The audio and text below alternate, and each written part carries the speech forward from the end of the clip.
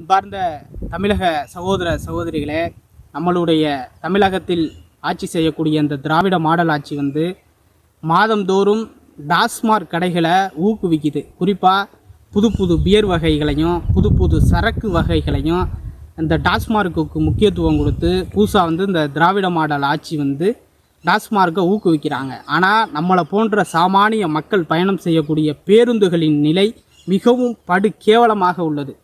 போக்குவரத்து துறை இந்த திராவிட மாடல் ஆட்சியில் ரொம்ப மோசமாக இருக்குது. ஏனென்றால் இப்போ திருச்சி கேகே நகரில் ஒரு பேருந்து பயணம் பண்ணிக்கிருக்கையிலே நடத்துனர் உட்கார்ந்துருக்கையில் இருக்கை பிஞ்சுக்கிட்டு போய் கீழே விழுந்துருச்சு. அந்த நடத்துனருக்கு முருகேசன் என்பவருக்கு பலத்த காயங்கள்.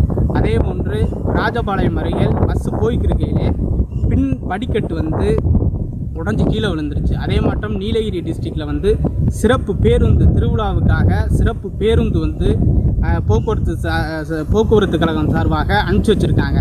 அதுவும் போய்க்கிருக்கையிலே படிக்கட்டு கீழே விழுகுது. ஏதோ உயிர் சேதம் இல்லாமல் இறைவன் புண்ணியத்தில் காயம் இல்லாமல் தப்பிச்சிட்டாங்க. இதுபோல் இந்த நிர்வாக சீர்கேடான ஒரு ஆட்சினா திராவிட மாடல் ஆட்சி. போக்குவரத்து துறை நம்பி தான் ஒரு கட்டமைப்பு. ஒரு சாதாரண மக்கள் பயணம் செய்கிறதா இருந்தால் எதில் போவாங்க? ஒரு பஸ்ஸில் அரசு பேருந்துகளில் தான் போக முடியும். உங்களை மாட்டா அரசு பதவியிலையோ இல்லை அரசு அதிகாரத்திலேயோ பண பலத்திலேயோ இருந்தால் காரில் போவாங்க. எங்களை மாட்ட மக்கள் பஸ்ஸில் தான் போய் ஆகணும். அதனால் வரக்கூடிய காலங்கள்லையாச்சும் இந்த பேருந்துகளை வேலை பார்த்து அல்லது புது பேருந்துகளை தமிழக அரசு வழங்குமாறு பணிவுடன் கேட்டுக்கொள்கிறோம். நீங்கள் எந்த அளவுக்கு சாராயத்தை ஊக்குவிக்கிறீங்களோ அதே போல் மற்ற துறைகளையும் கவனிங்க. எந்த துறையிலையுமே நீங்கள் முக்கியத்துவம் கொடுக்குறதில்ல. உங்களுக்கு தேவை சாராயம் விற்கணும், அதை வச்சு பணம் சம்பாதிக்கணும்.